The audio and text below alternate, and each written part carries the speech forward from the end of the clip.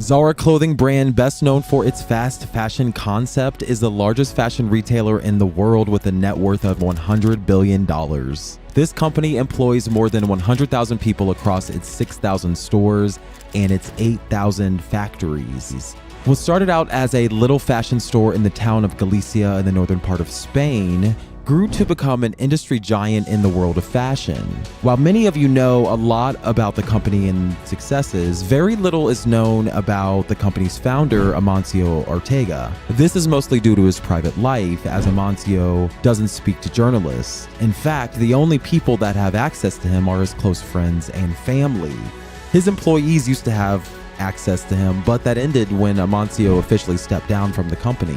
In today's video, we'll be looking at the life of Amancio Ortega and how he built the fashion juggernaut that is known today as the Zara fashion brand. Amancio was born on the 28th of March 1936 in the small town of Bustongo de Arbas, León, Spain. His parents, Antonio Ortega Rodriguez and Josefa Gaona Hernandez, came from the province of Valladolid. Amancio, who was the youngest of 4 children, spent most of his childhood in Tolosa, Gipuzkoa. As a kid, he spent most of his free time riding his bicycle through the town. Amancio's parents were very poor, and his father was a railway worker while his mother was a housemaid. They lived at the railway workers' quarters, and the family struggled to make ends meet, and soon enough they had to move.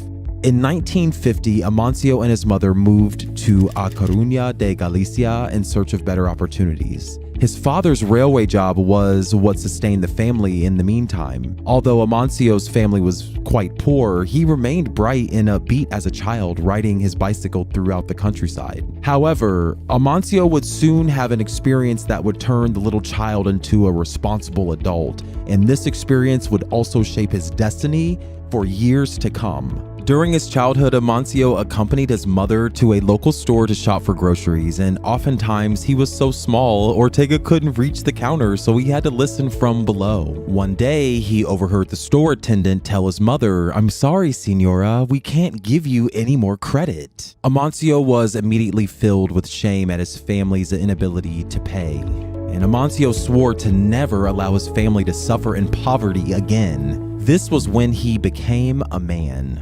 That experience never left him. In fact, when he was recalling that experience to the biographer Covadonga O'Shea many years later, Amancio said of the experience, quote, "I was deeply hurt and humiliated," end quote. In line with his promise, he withdrew from school and went on to look for a job.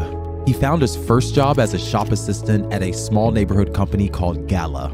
At Gala, Amancio learned to make clothes by hand. He also developed a skill for delivering top quality with all of the pieces he made. Amancio became renowned for producing only quality pieces, and in fact, according to Jose Martinez, who went on to inherit Gala from his father, when customers now visit Gala, they would ask about Amancio, even though they rarely bought anything. Amancio's experience working with the shirt store led him to one very important insight that has led to all of his major successes. To make good money, Amancio realized one had to give customers what they wanted. To that end, Amancio started looking for ways to figure out what clients wanted and how to meet those demands. Amancio then spotted the perfect opportunity. In the 1950s, Galicia's job opportunities were too far and few between. Plus, there were lots of single women with excellent sewing abilities that were unemployed at the time. In 1953, Amancio started to organize the women into sewing cooperatives. The product line at the time included lingerie, baby wear, nightgowns, etc. The sewing cooperatives grew rapidly, mostly because the sewing cooperatives gave the women much better job opportunities than what was available at the time. Amancio managed the sewing cooperatives for years, and in that time he learned how to manage a business. He especially focused on parts like managing an efficient supply chain and figuring out what customers wanted. and fulfilling those needs. After racking up many years of business experience, Amancio was ready to launch his own business. In 1953, 10 years after the first sewing cooperatives, Amancio opened Confecciones Goa. The company's aim was to sell quilted bathrobes. The company's approach was simple. They would use less expensive materials and highly efficient manufacturing systems to produce pieces that were competitively priced. The company was a success, and as the company expanded, Amancio got wealthier. In 1966, Amancio married the love of his life, Rosalia Mera. The company would go on to have 2 children, Sandra Ortega Mera and Marcos Ortega Mera. In 1975, Amancio Ortega, alongside his wife Rosalia Mera, opened the first store of their new fashion chain called Zara. It was in central A Coruña, Galicia, Spain. They originally named the fashion chain Zorba after the movie Zorba the Greek. However, there was a bar with the same name about 2 blocks away from that store, so Amancio and his wife settled on the name Zara. The business model employed by the first store was to sell low-priced lookalikes of popular high-end clothes. The company grew and Amancio soon opened more stores like it throughout Spain. Amancio then had an idea that would soon put Zara on top of the clothing industry. Amancio came up with an idea he called instant fashions. Amancio viewed fashion trends as very short-lived. He believed that people should love to use and wear clothes for a short while and then they should throw them away just like yogurt, bread, or fish, rather than store them in cupboards. To that end, he started working on a new business model that would focus on bringing the latest fashion trends to customers as quickly as possible. In the 1980s, he changed Zara's design, manufacturing, and distribution process to reduce lead times while reacting to new fashion trends in a lightning quick way. At fashion shows, Zara had people called trend spotters who picked up design ideas and then handed them to in-house designers who copied the best concepts. Those concepts were then handed over to Zara's manufacturing operations, most of which were based in Spain. The result was that Zara was delivering new fashion pieces to stores a few weeks after they had been first featured in fashion shows. Zara applied the instant fashion concept to all of its clothing styles, and almost every week, Zara had new releases on the shelves. Pieces that didn't sell were removed from the stores. To make sure that the instant fashion concept worked well for them, Zara employed a combination of short lead times, lower quantities, and more styles. The short lead times made sure that the stores only stocked clothes that were high in demand at the time. They also provided lower quantities, which created artificial scarcity that increased the demand for Zara's pieces. Plus, providing lower quantities also ensured that if a particular piece performed poorly, Zara wouldn't be too damaged. Lastly, the company always released many styles, so while the clothes would run out, the styles always remained abundant. In fact, Zara produced about 12,000 styles each year.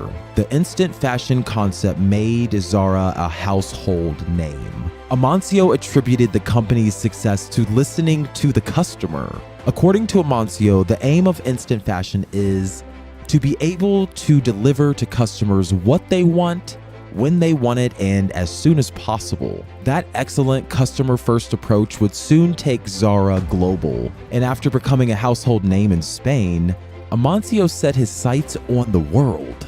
Amancio, now ready to take Zara to the world, set up a parent company to that end. On June 12, 1985, Amancio and his wife formed the Inditex Corporation, and Inditex was established as a holding company for Zara. This move helped facilitate Zara's global expansion.